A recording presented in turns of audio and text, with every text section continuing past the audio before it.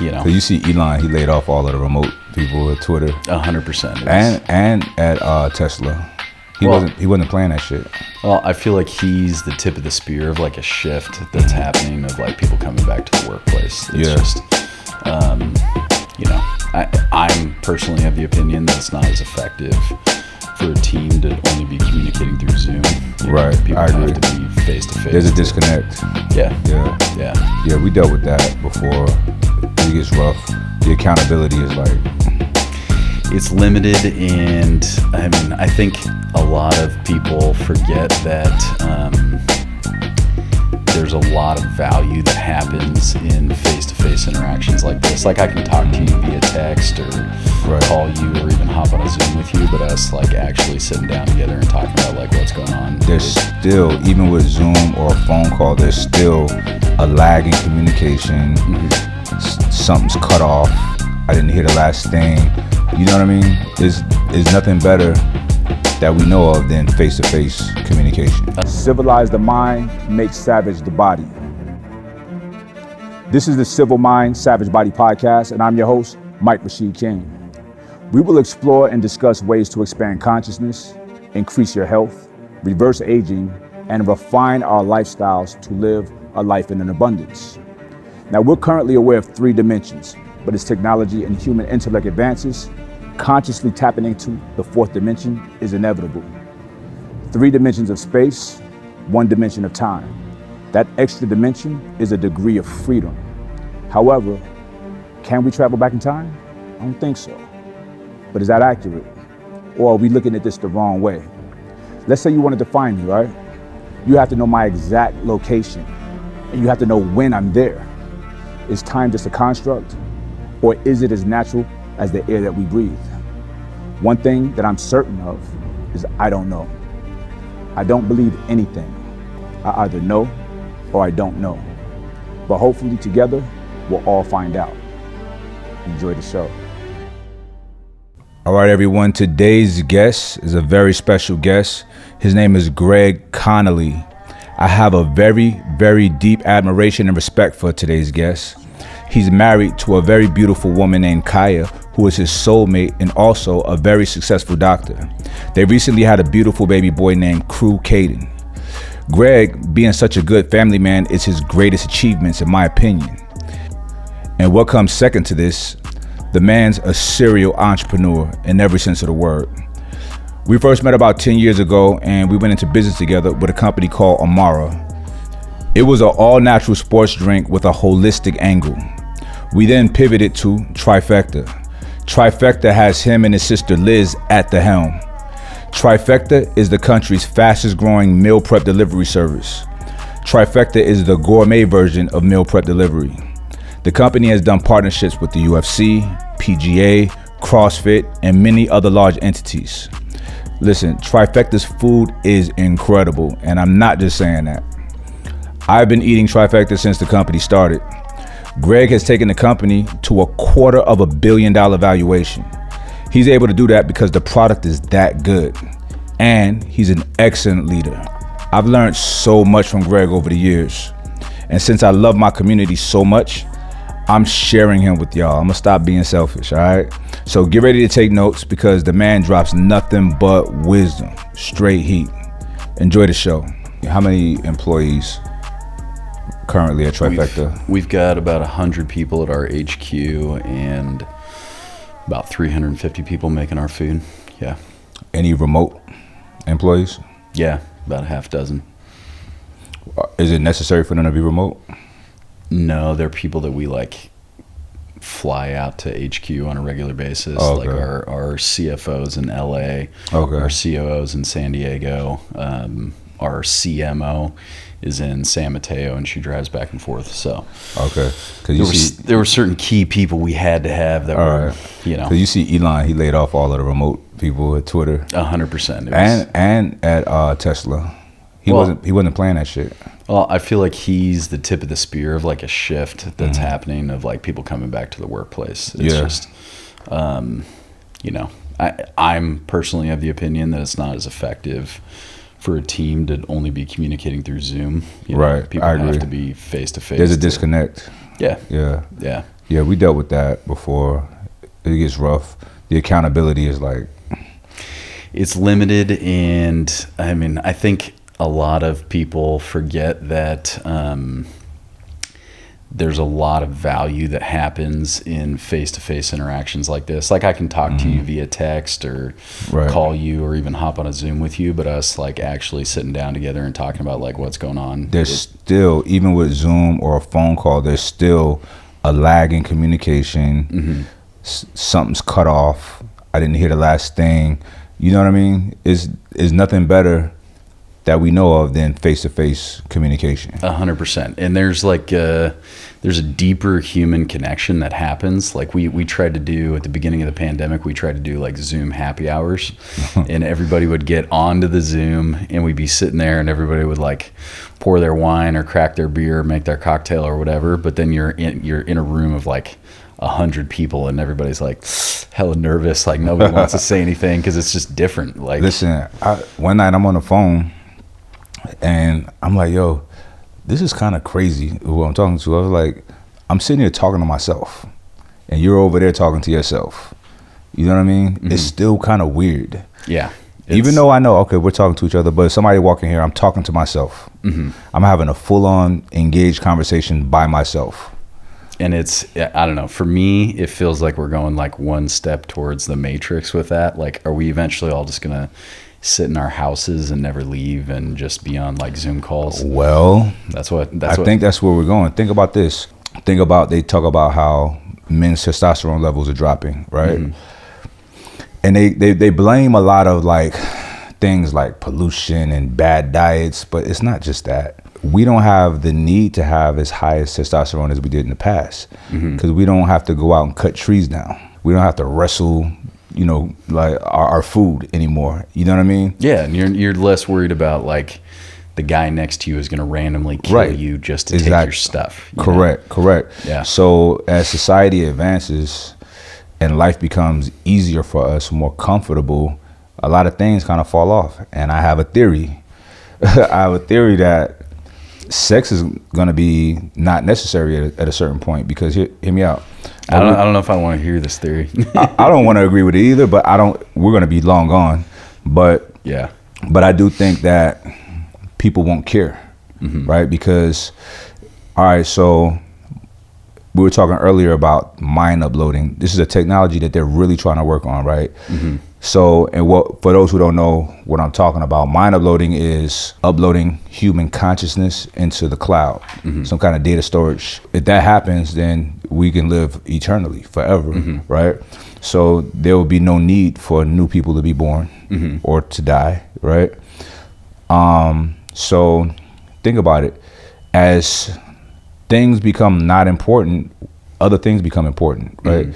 So think about primitive people. Is what you said. Like, I don't want him to kill me. Like, that's important. I need to get enough food for the next 3 days. That's important. It's not important now. Now it's like, I want to get some Louboutins. You know what I'm saying? Fuel economy in my car or whatever, right?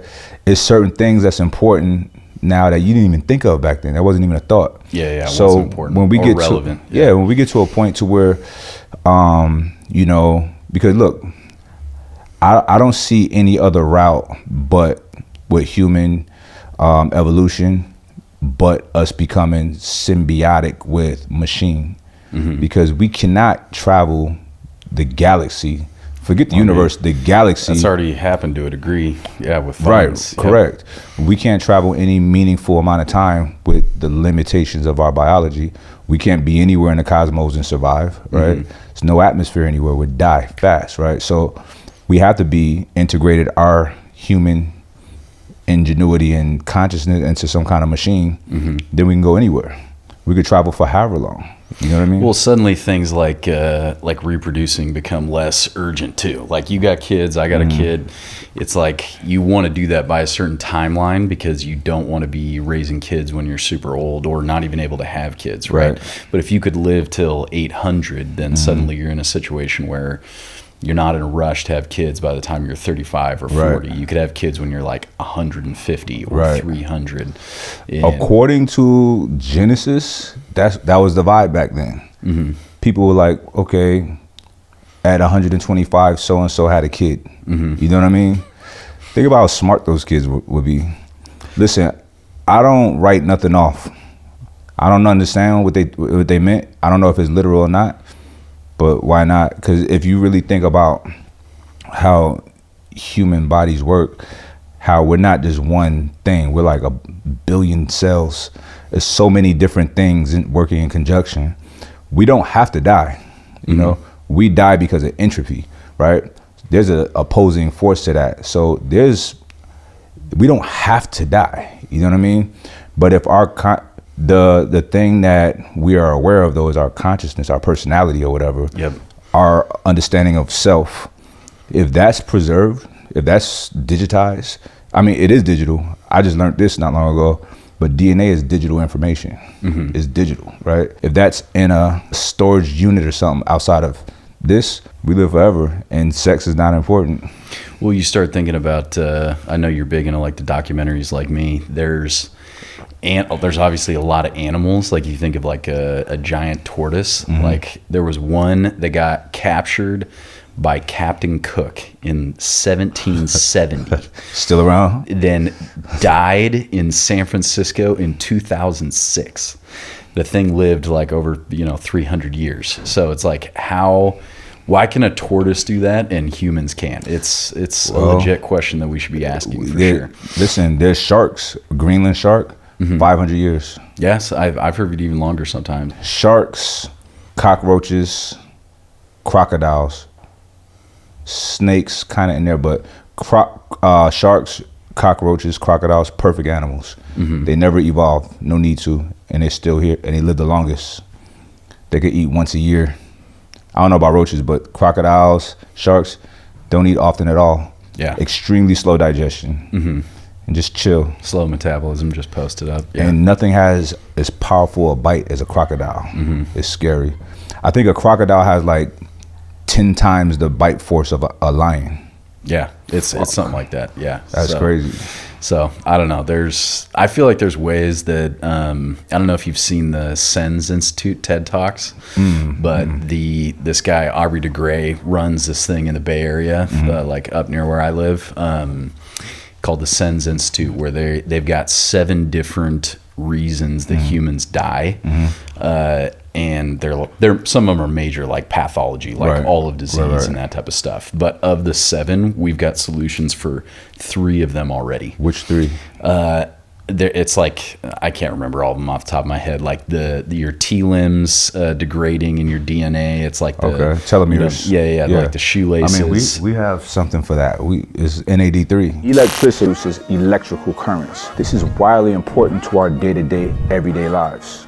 There's so much that we do that compromises the membranes of our cells. The telomeres is the protection. There's ways to increase the health of our telomeres. There's actually a few ways, but there's an easy one, and that's supplementing it with exogenous NAD. NAD is nicotinamide adenine dinucleotide. Adding NAD lengthens the telomeres. Lengthening telomeres is reversing the aging process of cells. Reversing the aging process of cells reverses the aging process in the body. Y'all seem like very smart people. I think you know what to do. Potentially in the next 50 to 100 years, all they need to be doing is adding a year of lifespan as fast as people are aging. So like if they can add a year every year, then the people that actually, end up in that cohort can catch the eternal life train and potentially live forever. That's incredible. Yeah. I don't know if I want to live eternally in this body though. Because it's gonna get fucked up. Get uploaded. It's gonna get fucked up. I want to be able to get into like Ready Player One vibes. You know what I mean? Yeah. So, all right. Speaking of so all of that shit is special, right? There are people. I had a guest on a week ago, Robert Edward Grant. I love this guy, but we were talking, and I asked him, are some people more capable than others? Are some people better than others? Are some people more special? Right? And he's a very nice person, so he says, no, everyone's the same. I think some people are better than others. Some people are more special, more capable. This is factual. And like, I see you as one of those people. What you've done, like, for those who don't know, like, you started like you've been running. All right, correct me if I'm wrong, but since you were like 21, you're like young, starting businesses, right? Mm-hmm. And then when it came to Trifecta, you hit a grand slam. Right? Yeah, Trifecta was my first like major win. Yeah, you did something that nobody is very, very, very unlikely to do. Yep. Let's talk about that. Yeah, I mean I would agree with him at the early stage of life that people all have like the same potential chance now. Right. Like where you're born and all of that type of stuff, like does matter. I could have been born in, you know, some slum in India or some shit, and had a, you know, much different outcome. But the amount you apply yourself over time, you can like exponentially continue leveling up. Right. And there's some guys that I listened to in a different podcast that actually worked with Elon Musk over 20 years ago at PayPal. And they're like, since then, he's like kept leveling up his business acumen to the point that he's like extraordinary at this point. So I've really tried to continuously do that. I started my first like legitimate, like real business outside of like mowing lawns and shit kids do when I was 18. And Trifecta now is, you know, 7 years old. And we've scaled to become, you know, the largest organic meal delivery service in the U.S. So, you know, hundreds of millions in revenue that we've driven over that time. And yeah, I mean, it's a big continuous education and effort task to become, I think, I hate saying like better than other people, but just knowing more stuff. It's better. People. I don't think that's right or wrong to be better at this because I work at this. Yes, I've studied business a lot. I mean, we were talking about like how to raise capital, take companies public, all of that, like, you know, before the pod. And that's the stuff that you know, when certain people are watching some videos, I'm watching videos on like investment banking and, you know, raising venture capital and all of that type of stuff. So I've just absorbed a lot of that knowledge and applied it. And the same goes with like nutrition and other areas that are relevant to the business. When you first started at 18, why? Most 18-year-olds are not thinking about business. They're thinking about girls. Right? You know what I mean? Well, I definitely thought about girls too, but but that dominates their thoughts, right? Yeah. And short-term shit is where they put their energy at. I mean, for me, like, I want to do, I mean, it's literally what you talk about on this podcast. And I mean, even the shit you got on the walls and like thinking big picture, I feel like to have a massive impact on the human species in general, you have to amass significant resources. And even from like a really early age, I was like, okay, you know, life is short. I idolized people like Steve Jobs that were like, we're all gonna die soon, you know, type thing. He wasn't thinking about like mind upload, all that type of stuff.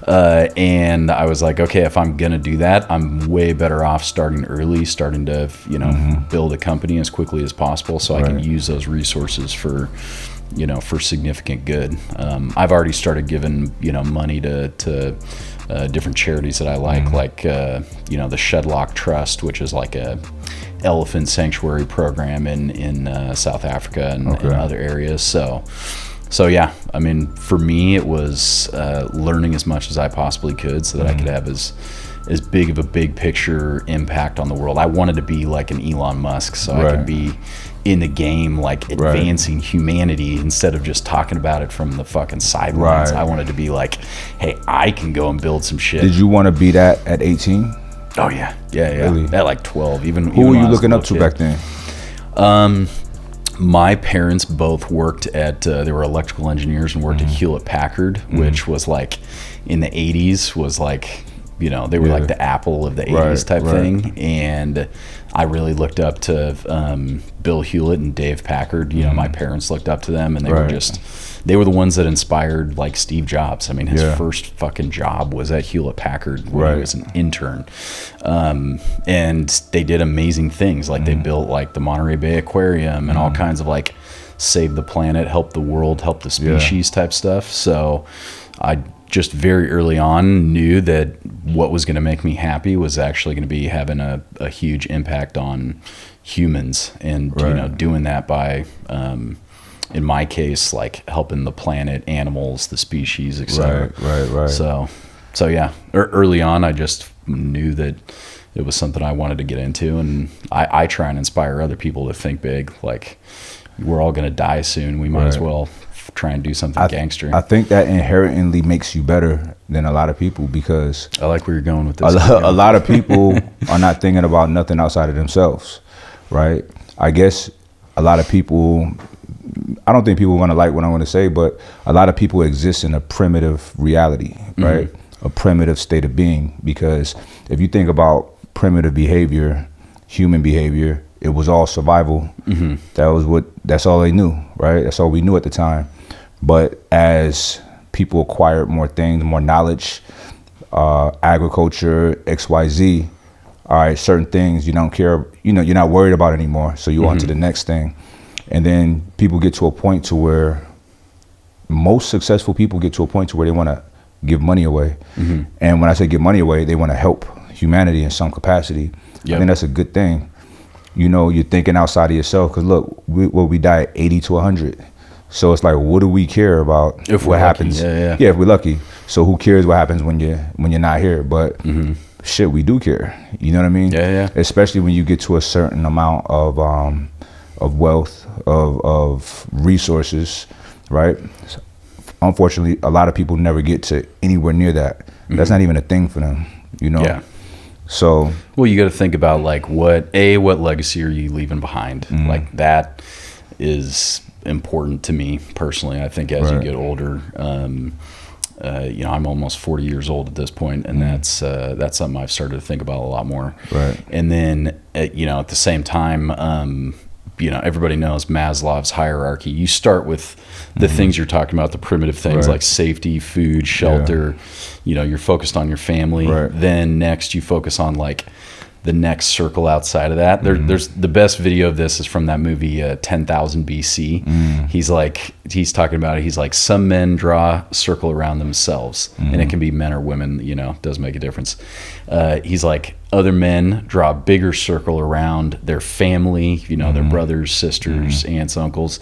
He's like, but some men, I forget how he phrases it. He's like, have a great destiny, where they want to draw a circle that encompasses like many, many more people. They want to help like the species at large. And those are the people that I think actually do have a massive impact. I've been fortunate enough that I'm not worried about like shelter or safety. My family's going to eat tonight, no matter what. Even if I were to die tomorrow, they'd be fine. But above and beyond that, you get to the top of the pyramid, which is self-actualization. And that's like when you're really trying to do what is, the ultimate version of you. People are trying to become the apex version of themselves. And for me, that's helping as many people as possible. That's what makes me happy now. Right. It's not like, can I buy a different car or something like that, That don't make you happy at all? I mean, those Rivians outside are pretty sick, but yeah, I mean, it makes you happy, but it's not the same as actually having like we have at Trifecta, we have thousands of people being like, I lost 20 pounds, 30 pounds, 100 pounds. I'm off my diabetes meds. Like, you saved my life, Like, that is a massive good feeling. All of a sudden you're like, wow, we're really helping tens of thousands of people. Now it's hundreds of thousands of people. I mean, it's a crazy feeling to actually have a huge positive impact on people's lives that you've never met them. You don't even know them. That's a blessing, man. That is such a, it's such a place of like benevolence, you know what I mean? And pure altruism that's in you. Some people will never get to even feel that, you know what I mean? So why does that make you happy? I mean, it's a good question.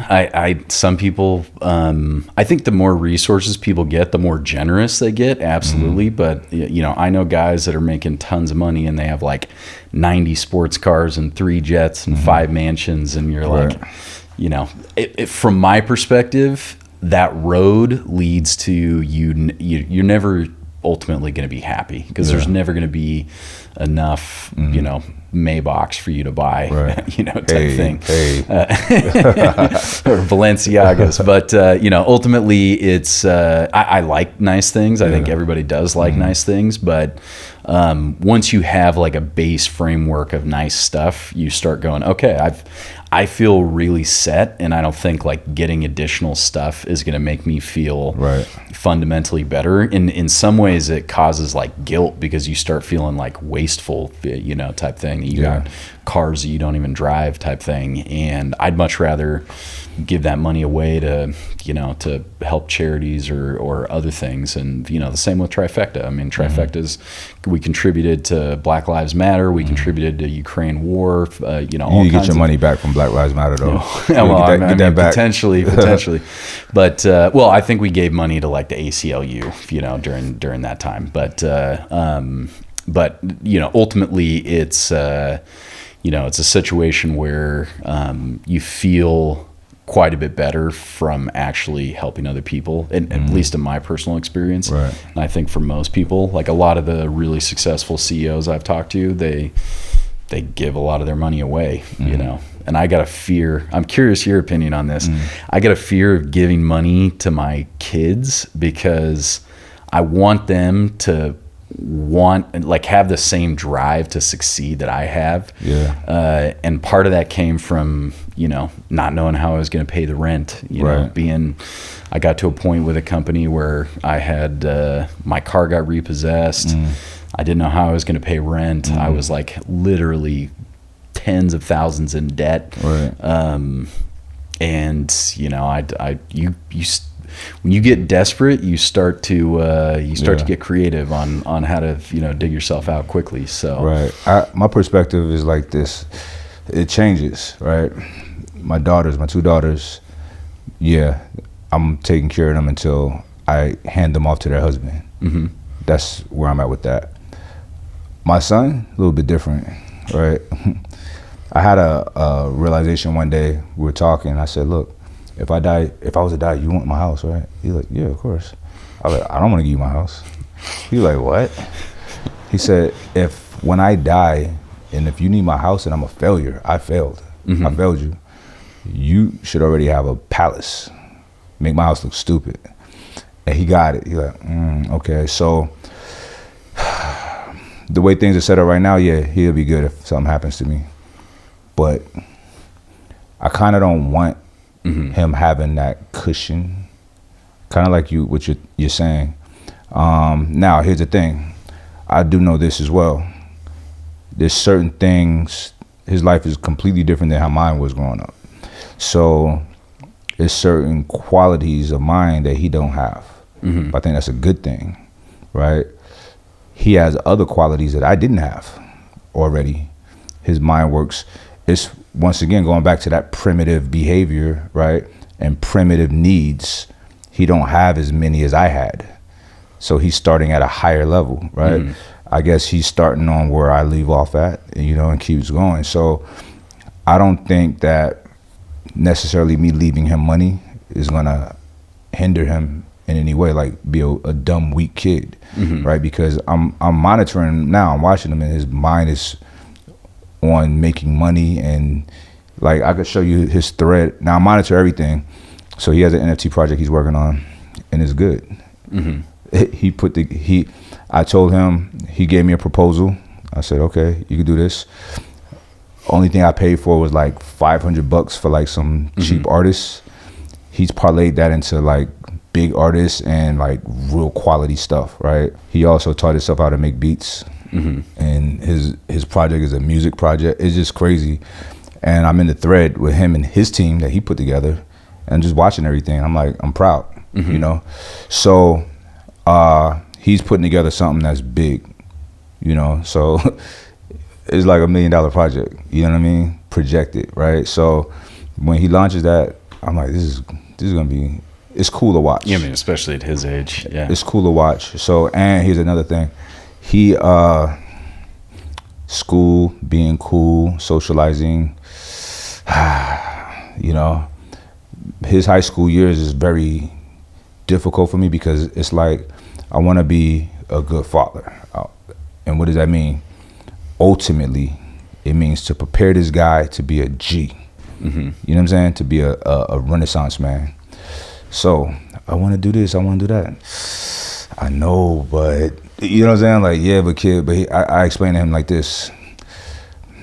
These years in high school is going to be the shortest period of your life. If you apply yourself now, you're going to be so set. You do anything you want to do in life. Everything, all the fun stuff right now is meaningless compared to the fun you can have as an adult. You know what I mean? Doing what you want to do. Please, I said, I know you're young. I know this don't make sense to you yet, but please let it sink in. And it didn't sink in until he wrecked his car at the beginning of summer. Okay. I was like, yeah. So now he knew. I said, no car this summer. You know what I mean? You got to sit this one out. So he got to work. And he did on the gym. Like, I could show you, we tracking everything, his gains, and on his business stuff. And everybody else was having fun. He's at home every day working, like literally, like in his room. He got his whole computer set up like a little genius. You know what I mean? I don't know how to do all that stuff.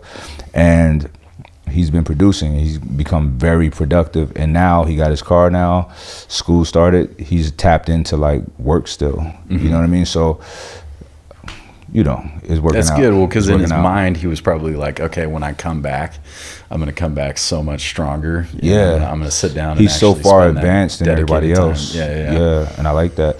Even like little stuff like in the gym, seeing him on the bench and seeing an adult over there that he's like doing more weight than, I see him noticing that, right? It's like, apply yourself now. Apply yourself. Sky is literally the limit. Just apply yourself.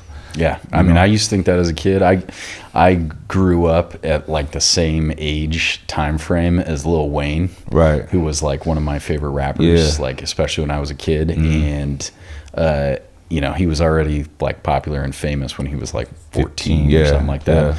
And it just made me think like, oh man, if he can do it at a super young age, like why not me? You know, I feel like that's like an important thing for kids to realize. But yeah, no, it's I think big picture, yeah. I mean, our kids got to, you know, make money. They got to self-actualize themselves into those like early kind of base of the pyramid things, like take care of your family, your life, your safety, all that type of stuff. But eventually you're, you know, some of us want to go big. I know you're one of those people. So it's one of the reasons we get along so well. I want to go big, but I could see myself at a certain point taking my foot off the gas of things that I'm doing to support the kids and their mission. You know what I mean?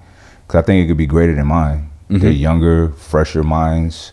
I still got a lot of good shit up here though. So, but if I ever get to the point to where I feel like I'm not producing magical ideas, I'll recognize that. I'm not like blinded by my ambition. You know what I mean? Yeah. But I know I'm still ripe right now. But when I feel like that ripeness is decaying, I'm gonna get behind them, you know? Well, that's more than I am now. I mean, you were talking about sapiens earlier. That's like the evolutionary advantage that humans had was we're able to take information earlier generations had and like synthesize it and build on it. And that's something that like really almost no other animal species can do. I mean, they can do it at like some basic level, like a chimp can teach another chimp how to use a stick or whatever. It goes no further than that, it's fundamentally different for humans. And when you think about, I mean, that's why I encourage people to like read and watch documentaries and great courses and all that type of stuff. When you think about the massive knowledge that's available to us now that you can synthesize rapidly and, you know, completely transform your career, your life, your marriage or relationship, like practically any aspect of your life you can fundamentally transform. And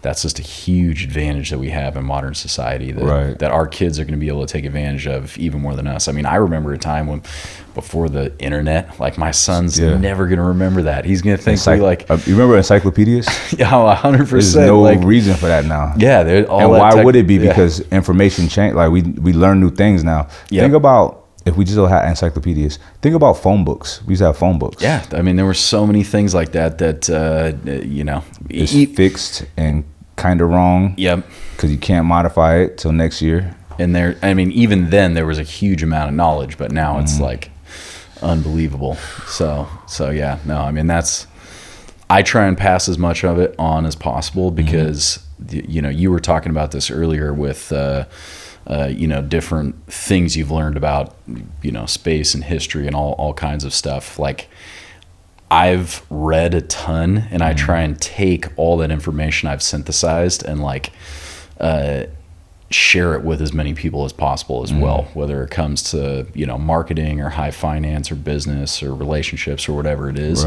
Because that, I feel like, is a huge way you can give value to people as well. It's not just like giving them monetary value or helping them get into better shape with training or food or whatever. It's, blessing someone with information is a powerful thing. It's incredible.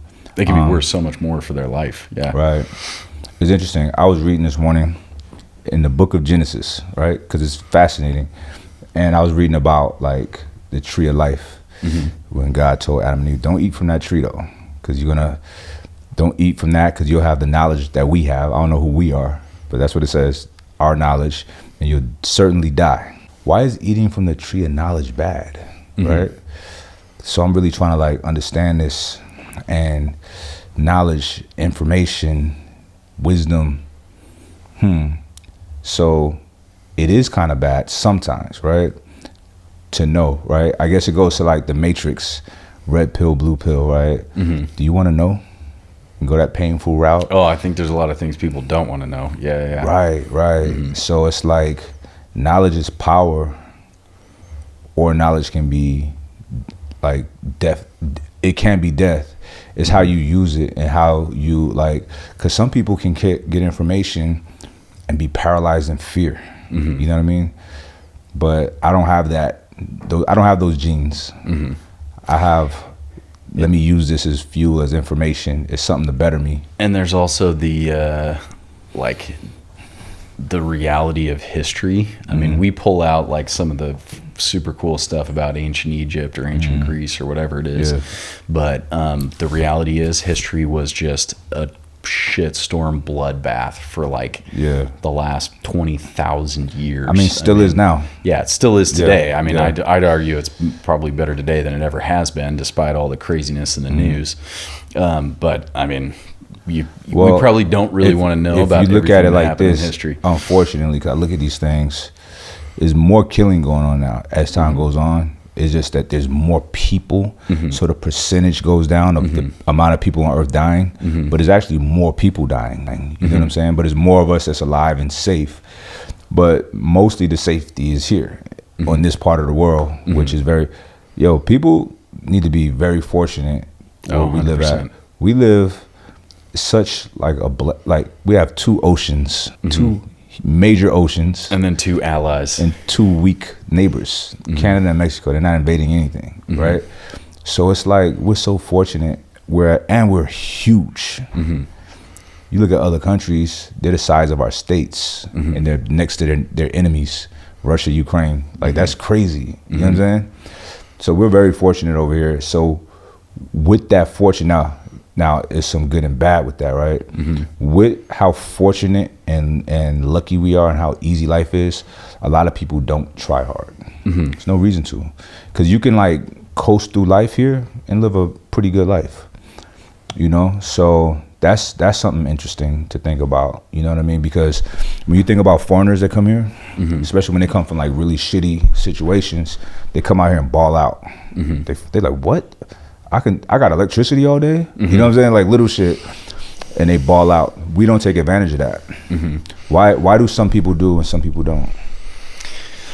I mean, I candidly don't know. It's probably life experience. The closer you are to crazy life experiences, the more you want to live in the now and think less about the future. I mean, I know I talked to you about, we've been friends for almost a decade now, but years ago I lived in East Oakland, and it was gunshots every night. Like you felt like Afghanistan. You know what I mean?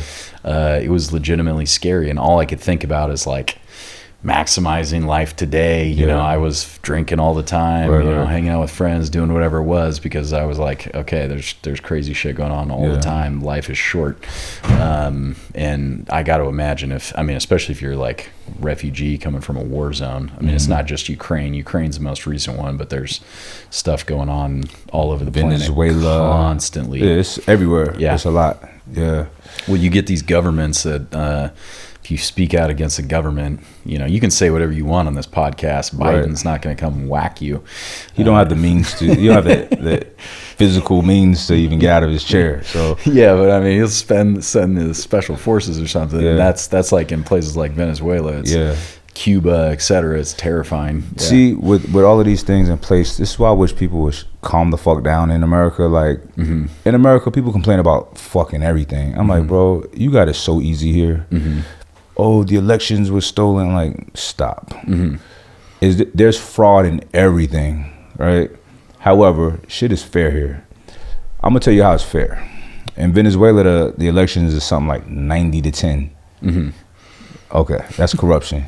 Here is always 49-51 either way. Yeah. That's fucking fair. Yeah. It's always razor thin. You know what I'm saying? Yep. So it's fair here. Looking at it on a macro scale is very fair. We have the framework of this country was put together very well. We have freedom. We are a group of sovereign people. You know what I'm saying? Now, some people give away their freedoms. They don't think for themselves, and they put everything in the hands of the government. You know what I mean? That's on you. That's your choice. But people are not. So they're not mentally free, right? When you're mentally free, you're real free. You have real sovereignty. There's nothing in this country that anyone can't do. You know what I'm saying? Anybody can be the president. I lived in the Middle East and UAE, which is a democratic country, right? Based on our setup, right? But it's not. It's like, they'll tell you like, yeah, it's a Democrat, but if you're not in the family, you're not getting in. Yeah, they still have like a royal family, right? You're not getting in. You know what I'm saying? Yeah. And it's like 250 people. It's not like 10 people. Right, exactly. Yeah. Matter of fact, in the UAE, the locals are the minorities in that country. There's more expats than anything. Yeah. You know what I mean? One of my board members is there right now. He's doing business there on a regular basis now. It's great there. They got a lot of money. But I wouldn't want to live nowhere but here. For a lot of reasons. 100%. Yeah. We have the resources out of this world. And from my experience, everywhere I've traveled in the world, that American passport is like, is diplomatic immunity, kind of. You know what I'm saying? Everybody 100%. Respects it. Yeah, and you get some level of protection, knowing that you're an American. People are like, hey, the Secretary of State will come get this guy if he disappears. For sure. Like that's real. But no, I think these elections, the midterms, I feel like we're like a referendum of like, it's almost exactly 50-50, and people really voted for like moderation. That's, in my opinion, the big difference that we saw this time is people said, hey, we want balance. We want like the purple state mentality, which is, hey, we got some good ideas on both sides. Let's like maybe meet in the middle on some of them instead of being absolutists on everything. You know what I mean? I really wish people would stop being fooled by the media and allowing the media to tug at their emotions and their hearts and their their minds during times of election or whatever. Because here's the thing, shit is fair. If your candidate doesn't get chosen, there's a system of checks and balances regardless. They can't just do whatever they want. And let's say they do something you don't like. The next time they're gonna reverse it. Your guy's gonna reverse it. It always happens. Yep. It never gets too far from anything. Yeah, that's why progress looks like this. Tiny. And that's good. It's like that's the opposite of weight loss. Right. It's incremental. Right. So, that's why dictatorship, like a monarch, that shit won't work. Because if I was the king, it's gonna be whatever the fuck I want. You know what I'm saying? And that's not good for everybody. Maybe that's good for me. It's not good for everybody. Have you watched How to Become a Dictator on Netflix? Nah, it's on my saved. I want to see it. Oh my God, you got to watch it. It's narrated by Peter Dinklage from Game of Thrones and Avengers and all of that. The midget? Yeah. Okay. Is that the right term? Midget? I don't know. The short guy? Yeah. Short, stoic guy? Leave this part out, T. Nah, keep that in there. But yeah, no, he narrates it, and they like go through like Saddam Hussein and Putin and like all these different characters, especially the Kims in North Korea, and they show how they like engineered the political process over time to ultimately lead to these dictatorships, and it's like 6 episodes or something, but it's fascinating. I love learning about history and stuff like that.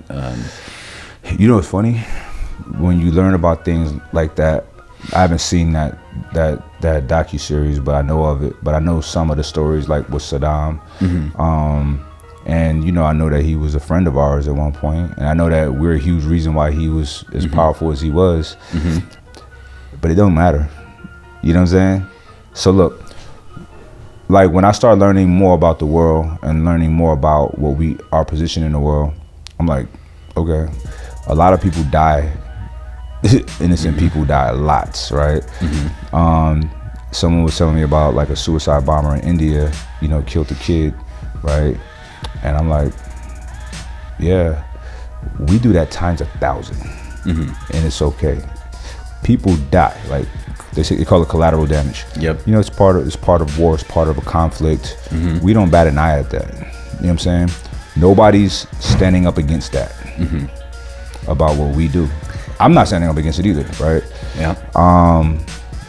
Maybe I'm turning somewhat of a blind eye because what can I do, right?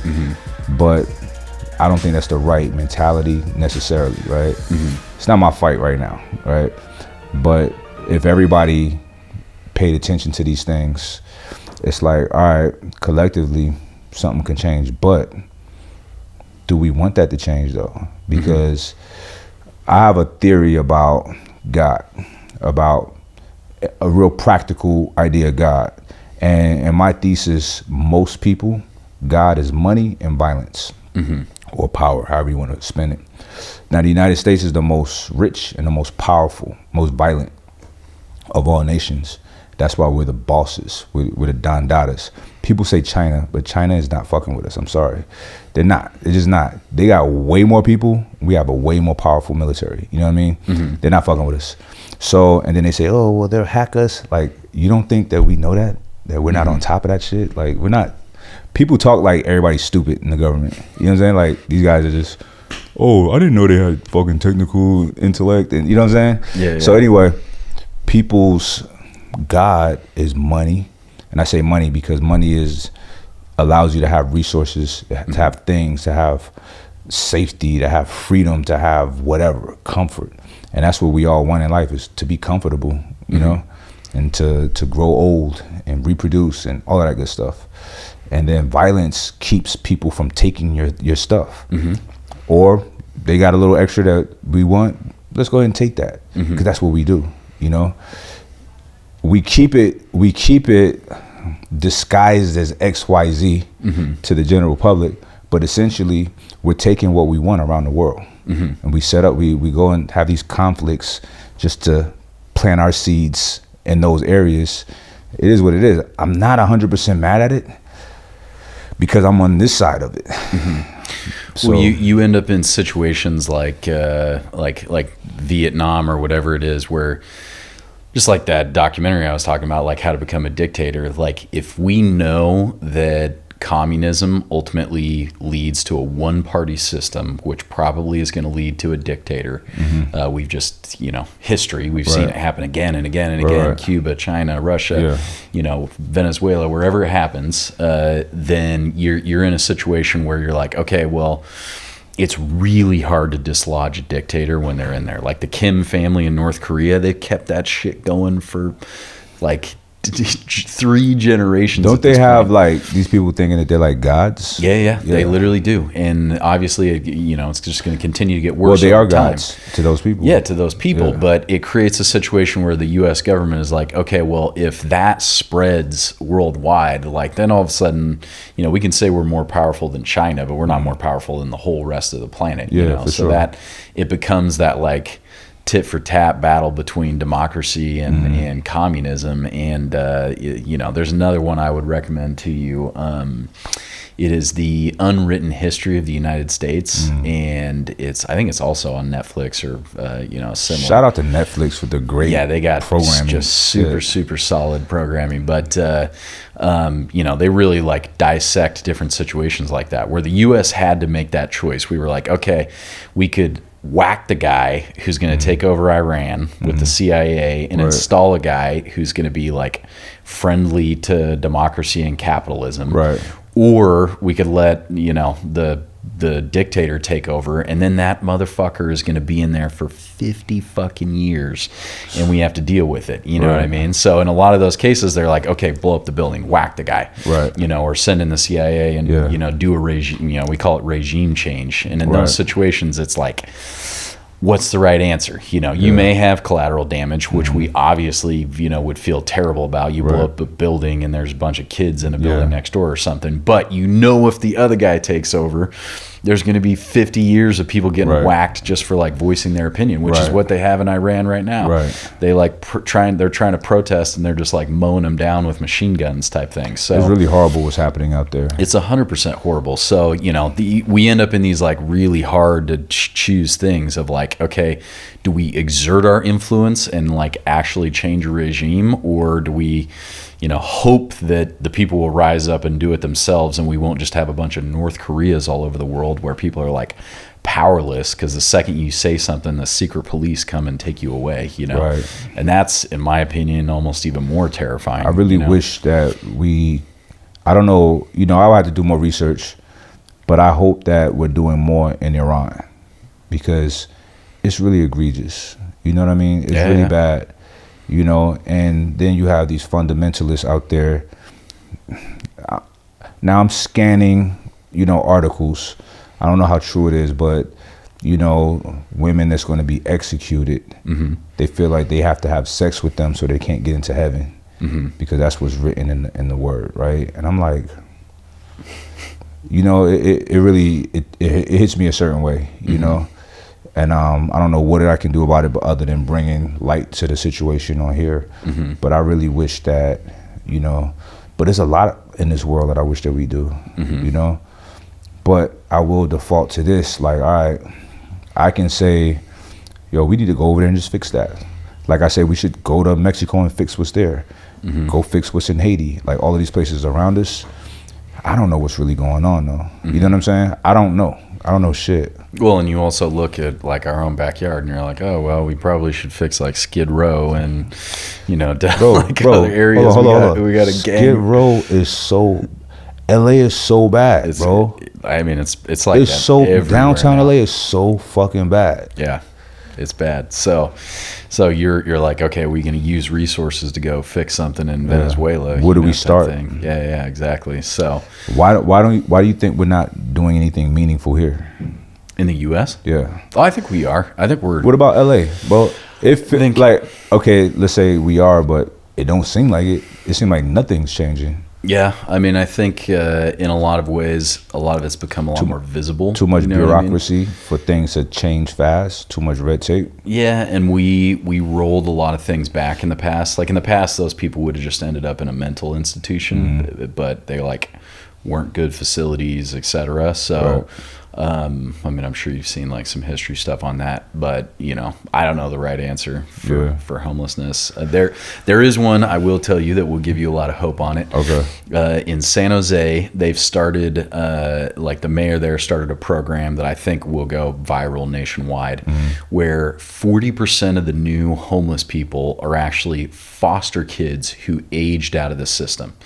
So homeless people, like older homeless people, are like dying on a regular basis because they're in the streets, etc. But the problem is new homeless people are getting created all the times coming out of the foster system. So what they started doing is giving those kids, once they age out, they're 18 and their parents aren't getting a check, their parents aren't getting a check from the government anymore. So they're like, you're on your own, little Amanda, type thing. And they oftentimes end up on the streets. You can imagine like one of your daughters being 18 and just being on the streets. Like they have like limited chance. Yeah. So they started giving them like a minimum income of $2,000 a month, and it's enough for them to at least be able to afford an apartment and food. So they can like at minimum survive, and they end up down the line saving like $30,000 a month in like homeless cleanup costs, you know, type thing. Okay. I saw a TikTok about a dude. They said, why'd you move to California? I think he said they pay me $1,800 or something, $2,000 a month. And I'm, you know, he was still on the street though.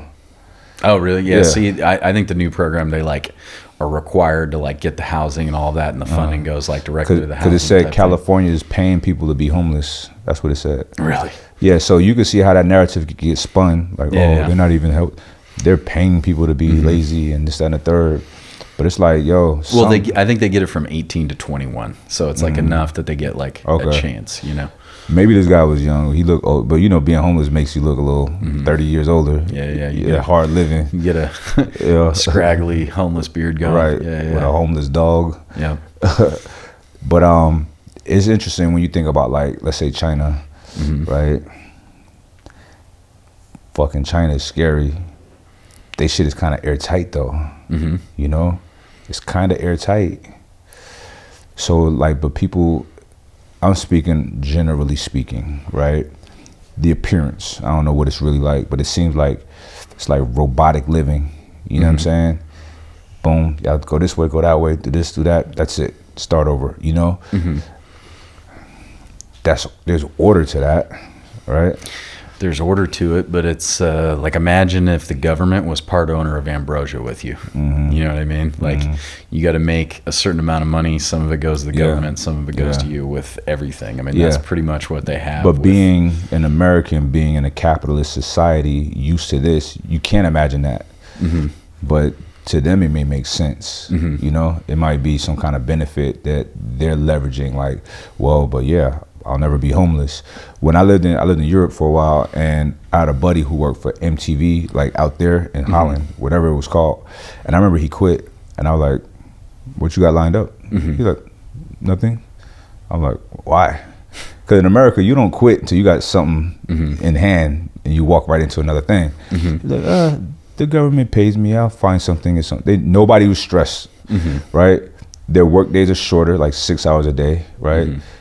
I think it's Wednesday. Everybody take a break in the middle of the day. Like, it's just crazy, right? It's like a siesta. But people were so late. Germany, they had siestas. People were so during the middle of the day for old people to rest or some shit. People were so laid back out there and stress free. They're taxed a lot, but they're not stressed. It's like a trade off, right? People have no ambition there, from what I noticed. But it's chill. You know what I mean? It's so chill. People are stress free.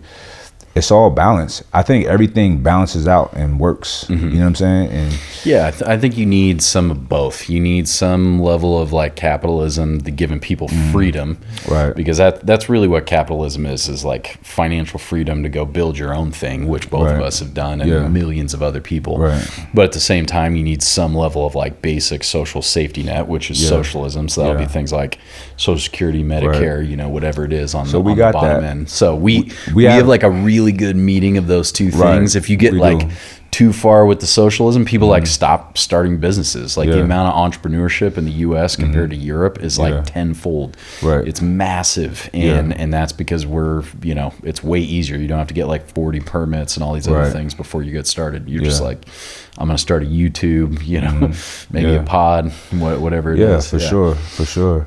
So, speaking of like entrepreneurship and business building, a huge part of that, which I am not tapped into at all, is raising capital. You've become so good at that. Yeah, fundraising is, I think, something that almost nobody understands, even a lot of entrepreneurs, candidly, that is actually not that complicated. But the reality is you go down two roads. You go down the road of owning the whole business completely, and you're going to scale it like very slowly over time, or you go down the road of raising capital and you're going to scale it, you know, grow it like very, very rapidly. And a lot of people end up going down the scaling road if they want to actually take a company public eventually. So it goes in goes in stages. There's like credit cards, friends, family, etc. in the beginning. Beyond that, you maybe get some investment from some angel investors, some rich guys or girls, etc. that might invest. The level above that is what we call venture capital. You know what I mean, which is riskier capital. Hence the venture name, and that's usually like $3 million and up at this point. All the way up to maybe 50 million, sometimes as much as 100 million from huge venture capital firms like SoftBank. Then above that, this is like I think the most confusing part of the cap stack is private equity.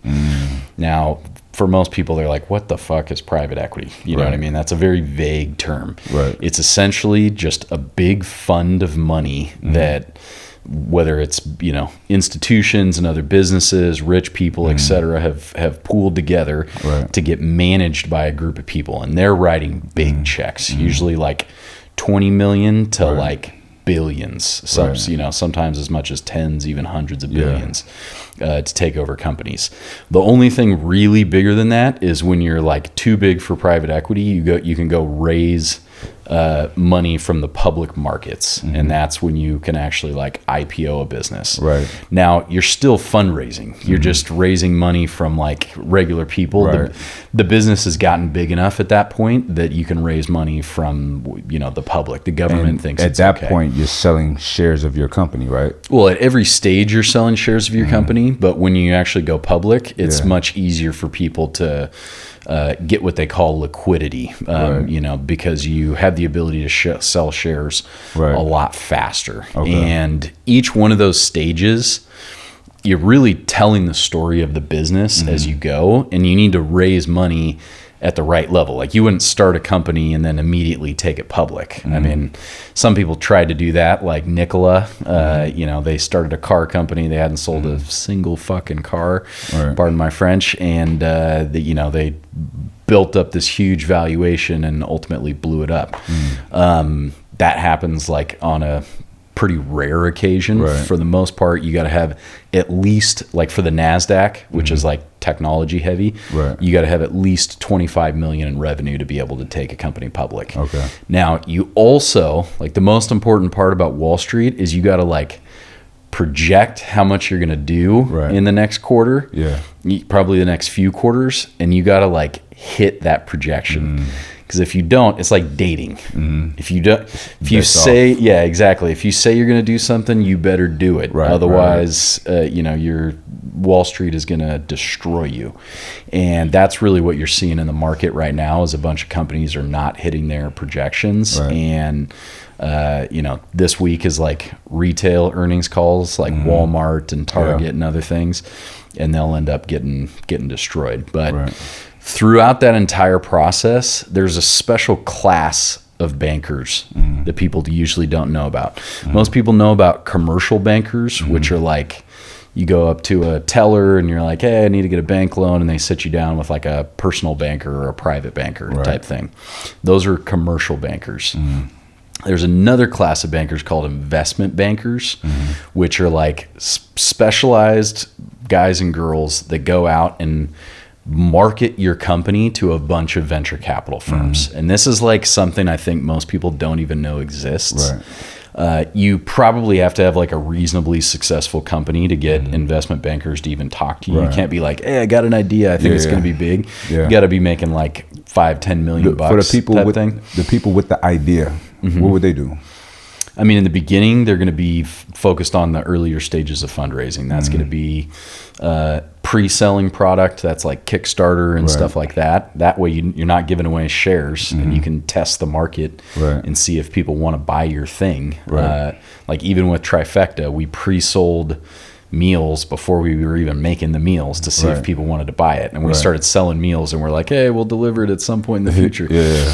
So you can like pre-sell stuff. That's one way. Obviously things like credit cards and other ways to like actually get the, the business up and running.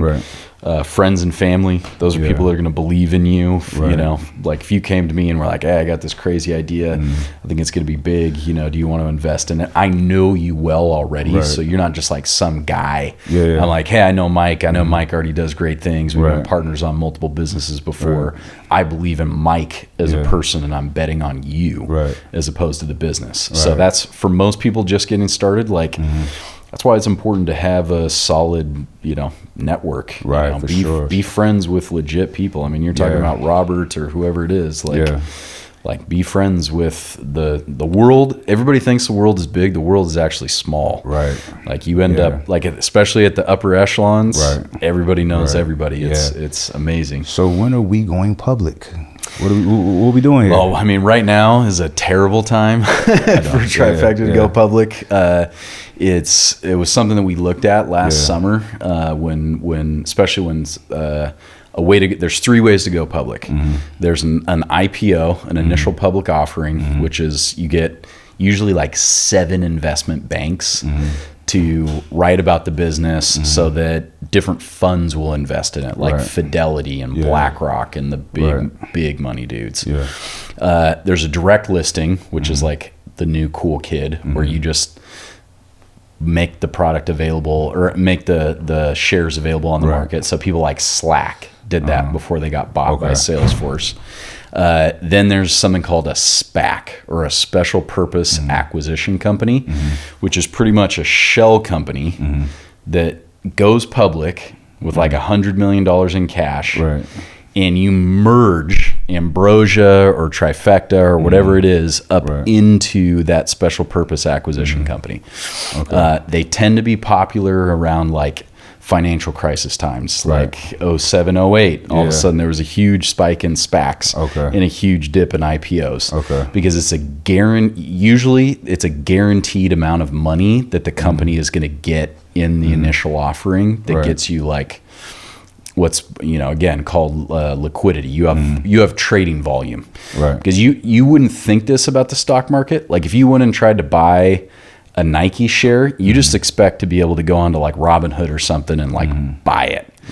But there are companies that are small enough that nobody's selling shares of them, even though they're public. You know, this happened to me recently with it's a company called SEM Rush. They do like SEO software.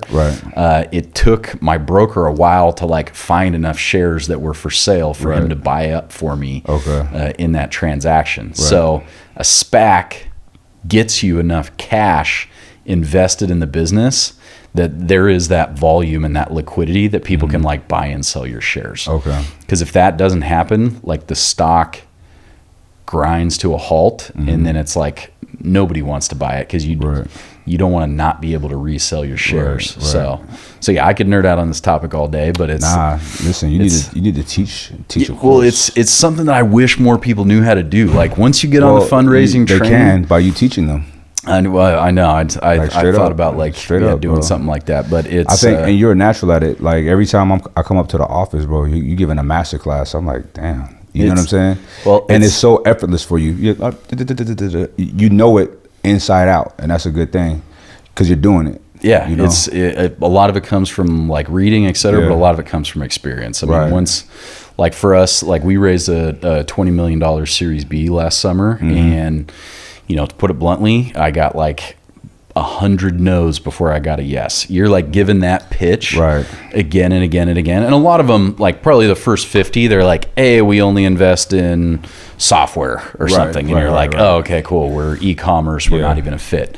But then you get it down to like a group of like 7 or 10. And then you start getting term sheets. And we got like 5 different term sheets. And then it's like, okay, which deal is the best deal? I'm going to tell you what's dope about you. When Trifecta, I remember when we hit like 100,000 a month in sales. You flew to Arizona.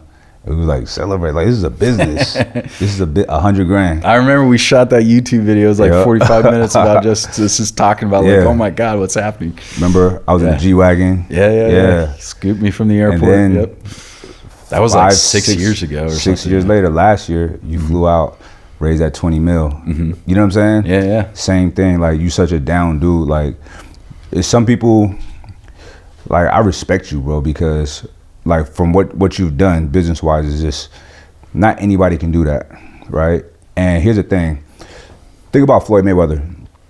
Floyd Mayweather, this is what I respect about him. He existed at the highest level of his sport as a champion for so many years. And you know, it's a lot of distractions. It's hard for somebody to keep that mental, that temperament in that lane, in that space, right? To me, you're doing the same thing in the business space to operate at that high level, that high frequency for so long. And he just maintained. You have to keep notching up. Yep. That takes respect, because some people might have it for 2 years, a good 3 years in them, a good year of that grind. You know what I'm saying? You're still doing it and you're still fresh. You have not peaked, not even close. Not even close, yeah. And I But one more thing, but you still stayed like the same person to the core. And that shit is dope. I remember when we was in Vegas, we was talking about this, and there was a little altercation in the VIP section, and I'm like, like, you know, for those who don't know, somebody put their hands on me, they shouldn't have, and I got them out, whatever. So I was so embarrassed for you and everybody, like, yo, please don't think I'm a troublemaker. Like, oh, this is like, the you like, fuck that dude. You like, fuck that dude. We'll stomp him out. Like, you know what I'm saying? I remember. So it was like a real moment. Like, you just a real dude. You know what I mean? And I appreciate that shit. Yeah, You no, know, absolutely. you one of the people in my life. It's a handful of people in my life that are fucking, y'all are here. You know what I'm saying? You're one of them. For I sure. appreciate that. I feel the same way. Yeah, for sure. I mean, there's people that you can go through the various stages of life with, and they stay the same. And that's like, for sure. Yeah. That I think is super important to me personally. You know, because you feel like you have like good structure amongst your friends and your business partners. You know, and you want for me, like, I value the quality of the connections that I have with people. And I was speaking to Mr. Grant, like, one day to have the people I value a lot in my life, all of us in one room, is going to be crazy. It's going to be like magical. You know what I'm saying?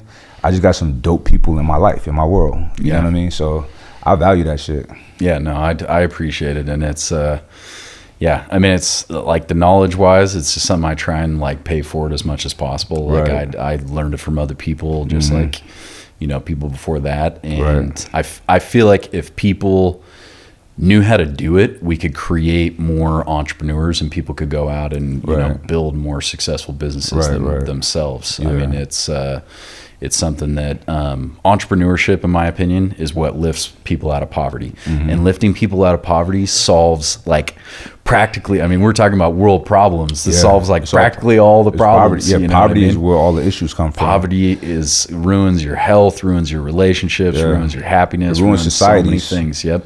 Yeah, because when people are in that impoverished situation, they do extreme things just for regular shit. They'll rob, steal, kill, whatever, you know, and or the other side where people's health is bad, or you know, it's a stressful, not the good type of stressful type of living, you know. But trifecta is the shit, bro.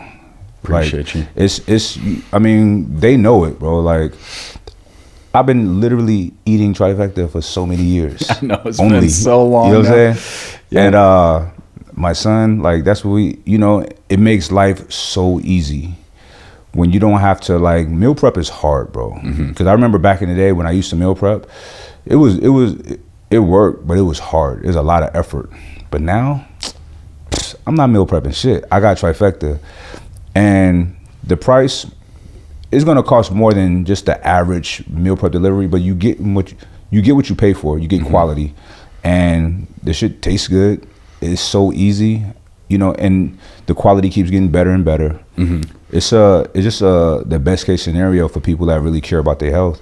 And I tell people like this, like, I don't want to hear nothing about price, because there's nothing more important than your fucking health. You know what I'm saying? Well, and I think the thing people don't consider, like, when it comes to the price, whether it's trifecta or any number of services in your life, is your own time.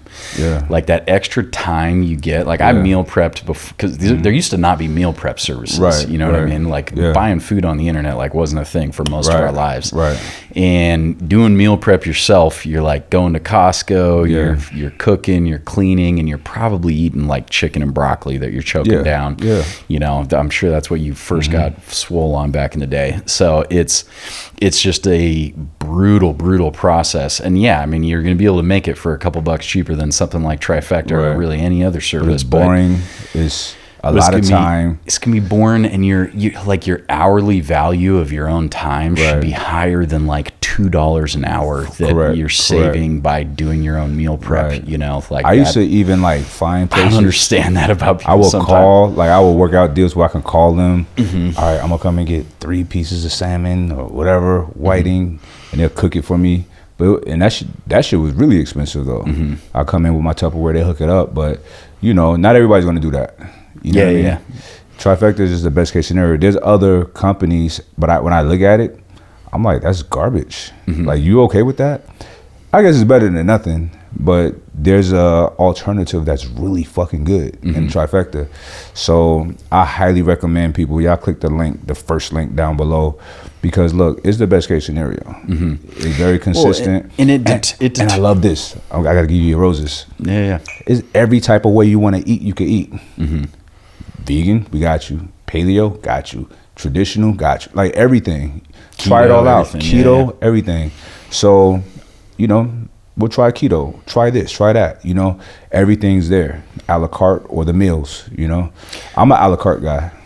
Yeah, I like to me too. Mix and match. I like to like make my own stuff with it, but I mean, I think the other thing people don't think about, whether it's Trifecta or like meal prep and health in general, is like, you're a great example. Great example.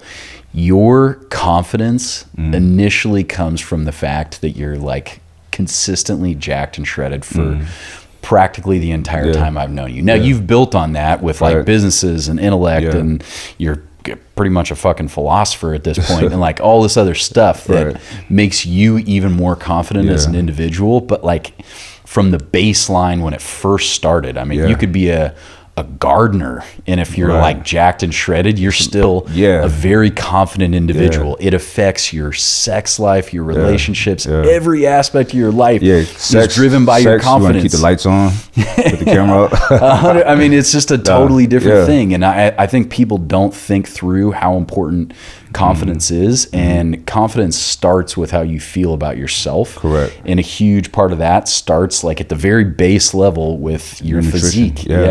And that's driven by nutrition. So listen, man, it's such a... I'm trying to help people at the base of the pyramid, Mike. And that base, if your foundation is solid, you're good. You can move in any sector of life. 100%. And I love when I sit down with people like Mr. Grant or Weinstein, Eric Weinstein, or whomever, you know, and we have good conversations. And I know that people's initial perception of me is just, oh, this meathead, oh, this is cute, you want to talk, you know what I mean? But we go there, like, so but this, my physique is bait. A person looking good is bait, gets people to the door. Now you gotta do other work to keep them interested and bring them all the way in. But it's just that one little baseline thing. It makes life so much easier. Well, I mean, to me, it also speaks of your mental fortitude, because you know, people could say anything about you, but the fact is, to get a physique where you're actually as big as you are and as shredded as you are, and maintain it for that long. I mean, you talk about me maintaining, like, that is I've been, you know, reasonably shredded at various points in my life. That is a hard thing to maintain for consistently for years and years and years. Part of it is very egocentrical, wanting to look good. You know what I'm saying? Yeah, but I mean, little narcissism there, but a little narcissism don't hurt nobody. But for sure, it's health. It's like, see, I'm locked into like a quality of life. I'm locked into growing old gracefully. You know what I'm saying? Not being sick. So yeah, the looks, I don't really care. I really don't. You know what I mean? Maybe when I was younger, but I've always wanted to be real strong in the gym. And that stuff brings a lot of confidence, like you say, because when you can, like, think about the things that you do on a regular, you do everything the same, you know? So for me, if I'm constantly trying to lift heavier, you know, always trying to scale up, I'm going to do that with everything in my life, you know?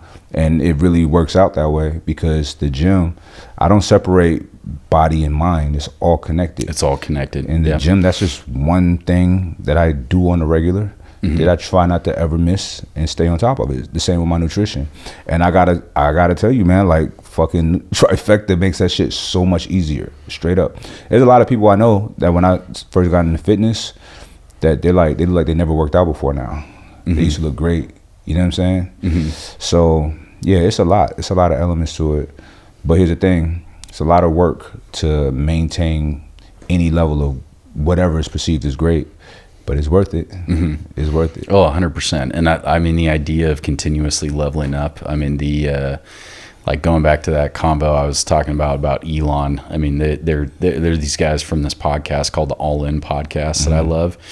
And when they worked with him at PayPal, they're like, this dude has kept leveling up every year since then. And that's like how I want to live my life. I want to be like you look at Warren Buffett and Charlie Munger, like they're entrepreneurs in some ways in their own right, but Warren Buffett is now 92. Charlie Munger's 98, and he's still out there like presenting at the Berkshire thing. And I tell at 100 years old, bro. And listen at him; he's still young in the mind. He's spry. He's still joking around. These guys don't sound like he Biden. Loves it, and it keeps him sharp. They don't sound like old men. If you don't see them and just hear them talking, you're like, oh, okay. Still formidable mentally. But listen, where you put your energy at, those things stay strong. And the mind, the brain, listen, it does not have to atrophy like everything else. That's one thing we can, like neurogenesis is a thing that we know about. Neuroplasticity is a thing that we know about now. They used to think that everything was fixed in the brain. Like, that's it. That's where you're at. Nope, that's not it. And these guys are living proof of that. I remember hearing Buffett talk about, and the amount I read is not it's too much, but I can't help it. Every day I read so much, and you can hear it in how he speaks. Yeah, that's incredible. He loves it, and I mean, we're talking about like stuff that you can pass on to people just getting started in their journey. One of the game changers for me was when I read a book called Growth Mindset, and it explains a lot about the concept of IQ. And I, for literally probably the first 25 years of my life, thought IQ was something that you were just like born with. You're born at a certain IQ level. It's genetic. Have you taken the test? Yeah, I've taken various tests. Yeah. And what did you think about IQ when you took the test? I thought I was pretty fucking smart, but but did you still think it was a fixed thing, a genetic? Well, no, because I did it after I had read the book. Okay. But the concept really is that IQ was developed in France to track kids' improvement in IQ over time. So literally, the more you read, watch listen to podcasts, watch documentaries, etc., the more information you absorb, you actually increase your IQ over time. So, with that concept, that was like the turning point for me, where I was like, okay, I'm just going to read as many like marketing, operations, sales, I started with personal development. I was reading all the, Jim Rohn and Tony Robbins. Do you ever pick up books and start to read it and you put it down because you're like, I know what this is about already? I can't read a book that I could figure out fast. I mean, if I'm like on vacation or something, sometimes I'll just bang it out anyway because I want something to read. Yeah, something to do. But so this book right here, Philomath. Yeah. So here's the thing. I started it, sat it down, and I went to geometry. Like, let me learn more about geometry first. Oh, so I could really appreciate this. And I've been learning a lot. Like the other night, I literally was up all night studying phi, studying pi, studying squaring the circle, like why that's even important, learning how, a square and a circle has literally the same dimensions, and understanding how to create that, square that circle. And bro, it's the shit that I'm learning is so incredible. And with geometry, it's turning out to be literally the framework of the universe. And I feel like it's the language of God, right? The language of everything, of all understanding.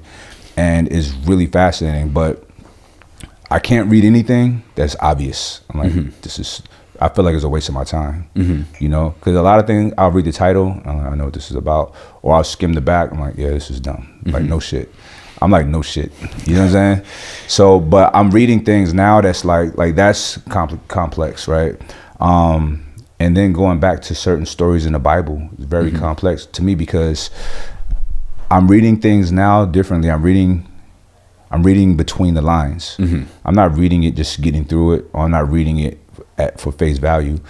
Yeah, I can appreciate some face value. I'll leave my mind open to this being face value, but I'm really trying to understand what this means. Layers, you know what I'm saying? Yeah. And one thing that I got this from Malcolm X. He talked about how when he first went to prison, he wrote the entire dictionary, right? Just rewrote everything. And I dig that, because if I'm reading something and there's words that I can't define, I don't know what it means. So let me define that word, right? Like this morning, I was reading through Genesis, and the tree of knowledge, right? Why is this evil? Why is that bad to partake of this tree? So I'm really identifying and looking up tree, the etymology of tree. What does it really mean? And knowledge as well. Also the serpent, because this is interesting. I'm reading about the serpent. The serpent deceived Eve. They said the serpent. Then God said, all right, well, I'm going to basically turn you into a serpent, to the serpent. So I'm like, why, if he's a serpent, why are you turning him into a serpent? Like, that's his punishment. Making him crawl on his belly. He gets the heel of man. You know what I'm saying? Whatever. So I started looking into serpent. Like, what does this mean? Etymology of that. And serpent and seraphim are very similar. Seraphim is in Hebrew and Islam and Christianity was these angels, these weird angels with like 6 wings and fiery, and some considered them to be dragons, but some considered them to be angels and some didn't, but they were like these divine messengers, like real smart dudes, but some a little too smart for their own good, right? And it looks like Satan used to be one of those guys, and giving people too much information. So serpent and seraphim kind of like got intermingled. And there's little things in the Bible that's like, it's not reconciled. There's no footnotes on this, but we do it for ourselves, right? That's what people should do. These scriptures or these texts are at the mercy of each person's interpretation. So like, you want people to be more knowledgeable about entrepreneurship and business. I want people to be more knowledgeable about information they're consuming. All right, you just read that. What does that mean? When people say things, I'm like, well, what does that mean? Yeah, what's the context? What are you talking? What is it? Let's talk about it. Because there's so much things that we glaze over. I'm like, like Genesis is a very important book in most people's lives, but it's chock full of like, what? Who are we? Like, you know what I'm saying? Like, there's so much shit in there, and I'm just reading that this morning. So that's what happens when you kind of like tapped into the things that we do on a regular and staying ripe at that. Yeah. The years ago, my wife's an MD that we've talked about, and she was part of an MD only meditation group, and the dude who, it was actually here in Irvine, near where you live, and when she was going to UC Irvine, and the guy that led it was like an MD PhD, and he was like didn't believe in God, until he was like 30, and then he was like, all right, I'll start reading like the Bible, the Quran. Dude went out and like essentially read like all of the major religious texts. He's like that type of guy, and he like through like a lot of the various texts, there's like all these different commonalities that like the more you read and understand across all of them, the more context you actually get, because people don't think about it, but obviously of the 3 main world religions, Judaism was the first, the Old Testament, etc. Then Christianity built on top of that, then Islam built on top of Christianity. So the similarity, I mean, Jesus is in 2 out of the 3. Like there's a lot of similarities between the 3, and like I mean, I haven't even dove into it that much because it's such a wide world of additional stuff to study. It's always interesting because it's super interesting. I reference everything across those 3, and they're all the same. Well, I think people think that like science and religion have to be like mutually exclusive. Yeah, but they can have certain crossover, you know, when it comes to whether it's consciousness or mindfulness or whatever it is. Like we don't have a medical explanation for consciousness, you know. Listen, here's the thing. Things that appear to be miraculous or magical or mystical is just things that are merely not understood yet. There's a process for everything. And this is what people can take to the bank. If something can be perceived in the human mind, it's real. It's real. It's real figuratively and literally. It's real because our minds are real. Our thoughts are real. They could be measured. They could be measured and tracked, right? And the manifestation of our thoughts is bringing it to fruition, whatever it is. Okay, I'm reading about seraphim. Some people called it a dragon. Okay, let me find out why. Instead of dismissing everything like, oh, that's hocus pocus stuff. Yeah, or like, ancient history. Let's see what that means. Yeah. Let's see the etymology of a dragon. You know what I mean? There's creatures on this planet that look like what we consider dragons. We literally have Komodo dragons. You know what I'm saying? There's so much wild shit that we just don't know. So anything miraculous or magical or whatever, don't write it off. I don't write anything off anymore. And I don't jump on everything that sounds cool. I study it. I want to find a scientific basis, a rational, a practical, rational breakdown of it, so I can have some understanding and I could talk about it confidently and I could stand on whatever. But I always say this: I don't believe shit. I either know or I don't know. That's it. I don't believe anything. You know? I love it. Yeah. And things that I don't know are like, yo, I don't know, but I feel like it's going in this direction. I gotta research it more. I gotta study more. I'm not into. I need more understanding of this topic. You know? Yeah. There's unlimited amount that we can continue to learn about. You know, literally any topic. Religion fascinates me. It's one of those things that people either like are super focused on it or they dismiss it out of hand. And I think there's like, you know, there's something in between where you can actually like learn like morality tales, lessons, philosophy, all kinds of different things from really a whole host of different religions. So religion, I think, is very good in the sense that it keeps most people in line. It keeps you in check. Well, you got to imagine that was its main purpose originally, societal cohesion. For sure. Yeah. But then, you know, people can be corrupt. So people will start to, they doing everything? Okay, well, do this. Yeah. I need to I need to have pay sex us some with gold. your wife before you do. Yeah. You know what I'm saying? Like all kind of wild shit. So people got to understand that and, you know, take what makes sense, sit aside what doesn't. You know, but ultimately just be a good fucking person. You know what I'm saying? Leave people the fuck alone and do your thing. That's my religion. My religion's up there. Love is my God. You feel me? Love it. Yeah, that's it. Because if you I say that because it's what we consider to be God. I don't look at it as like this guy. You know what I'm saying? For me, God is like everything. It's us. It's all of everything that can be perceived, right? And God, the consciousness of God, I try to like sit with that, right? It's like, the more I learn, is really mind-blowing stuff, right? And you know what I learned, it feel like everything's a cipher. Like there's constants in mathematics and geometry, right? There's patterns, right? Everything has a pattern, right? That's how we can track things. That's how we can, you know, make equations to figure things out. And the pattern is like a cipher. It always comes back around to a constant, you know? And that constant keeps seeming like it's us. It's human, is what I think is the fifth dimension, which is the human mind, consciousness.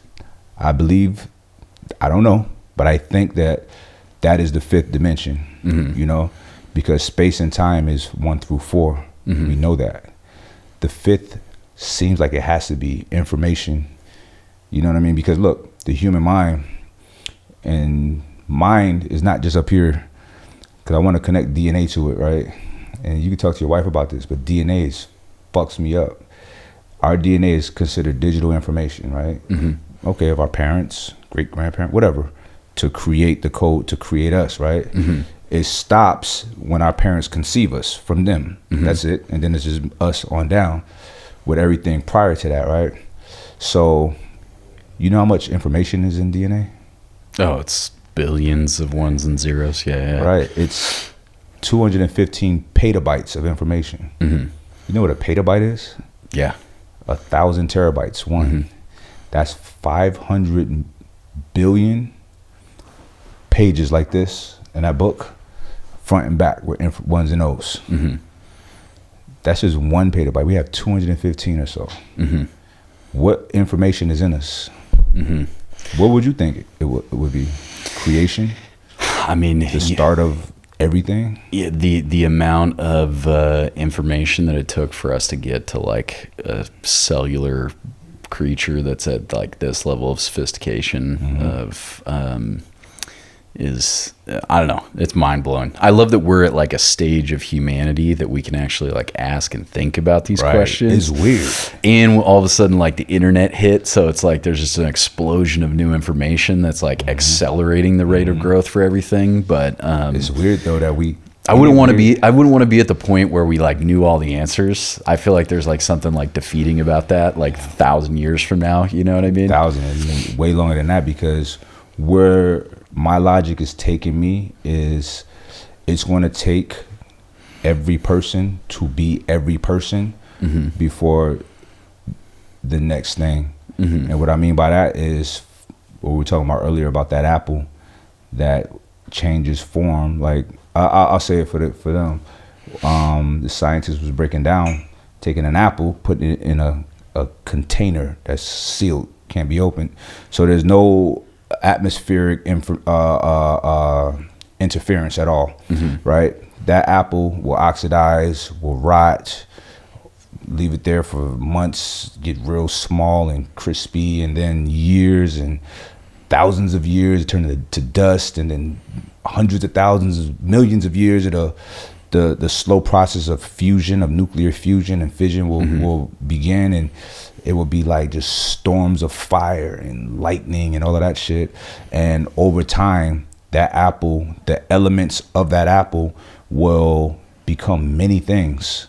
Whatever that combination can be, it will be, or whether it be a rat, a bird, other fruit, but it will be everything until it becomes an apple again, because energy can't be created or destroyed, which is something that I have a hard time understanding, how something cannot be created.